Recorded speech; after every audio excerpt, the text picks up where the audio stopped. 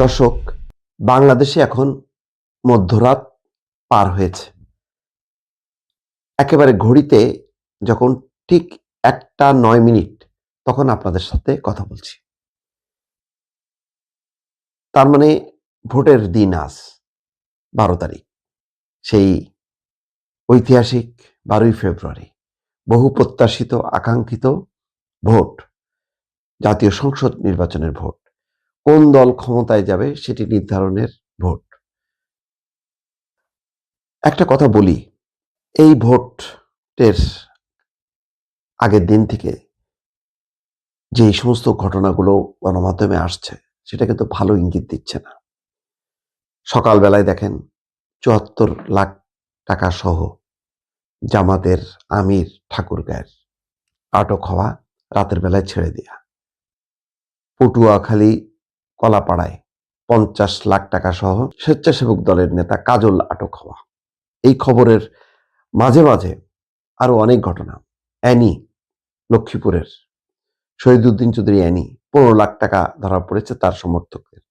Annie পরিষ্কার বলেছে এটা নির্বাচনী ব্যয়, এটা মিটে গেছে।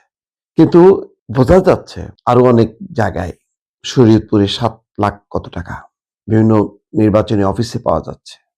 এখানে সংখ্যাগত দিক থেকে বিভিন্ন জায়গায় যা ঘটেছে, 12 জন জামাতের নেতাকর্মী আটক হয়েছে সারা দেশে। আমি জানি যে নির্বাচনটা যাতে হয়, জামাতের চাপের মুখে হোক, বিএনপির চাপের মুখে হোক, সেই অভিযোগগুলো খুব একটা আমলে নিচ্ছে না। কিন্তু রাতের বেলাতেও বিভিন্ন কেন্দ্রে ওই যে এজেন্টদের স্বাক্ষর নেয়ার শীট ধরা পড়েছে। তার মানে প্রবণতাগুলো কিন্তু খারাপ। ভালো নির্বাচনের এটি লক্ষণ না।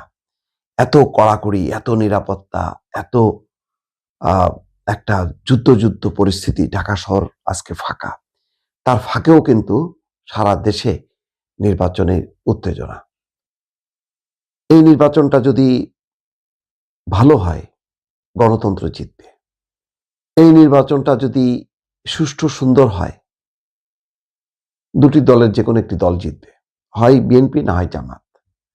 একটি রিপোর্ট দেখছিলাম যে দ্য নিউ ইয়র্ক এডিটোরিয়ালের প্রতিবেদন, যে ভোটের ফলাফল নির্ধারণ করবে 3টি বিষয়।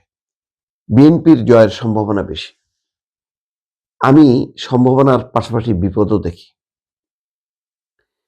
বিএনপি যেভাবেই যদি জয়ী হয় সত্যিকার অর্থে, কিন্তু প্রবণতা যেটা দেখা যাচ্ছে সেটার ফলাফল ভালো না। অর্থাৎ বিএনপি নির্বাচিত হলেও বিএনপি যে পরিমাণ বিরোধিতার মধ্যে পড়বে, অকল্পনীয়। ভালো প্রতিযোগিতামূলক নির্বাচনের মধ্যে দিয়ে যদি শফিকুর রহমানের জামাত ক্ষমতায় আসে, তাতে কোনো সমস্যা নেই। কারণ ভোটের মালিক জনগণ, জনগণ যাকে ভোট দেবে সেই নির্বাচিত হবে। কিন্তু ফলাফল মেনে নেওয়ার মানসিকতা আছে কিনা, এটা গুরুত্বপূর্ণ। এটা যদি না থাকে, তাহলে আপনি আর শেখ হাসিনার শাসনামলকে দোষারোপ করতে পারবেন না। আপনি বলতে পারবেন না যে 3টি জালিয়াতির নির্বাচন হয়েছে শেখ হাসিনার আমলে, 2014, 18 এবং 24। আপনিও কিন্তু একই দোষে দুষ্ট হইলেন। এখন সমস্যা হলো যে ক্ষমতার জন্য, আপনার দলের জয়ের জন্য আপনি কি শেখ হাসিনার পথ বেছে নেবেন, নাকি সত্যিকারের অর্থে বাংলাদেশের ভাবমূর্তি দেশে বিদেশে যাতে উজ্জ্বল হয়, তার জন্য একটা ভালো নির্বাচন জাতিকে উপহার দিতে চান? যদি ভালো নির্বাচন উপহার দেওয়া না যায়, তাহলে কিন্তু সবাই পরাজিত।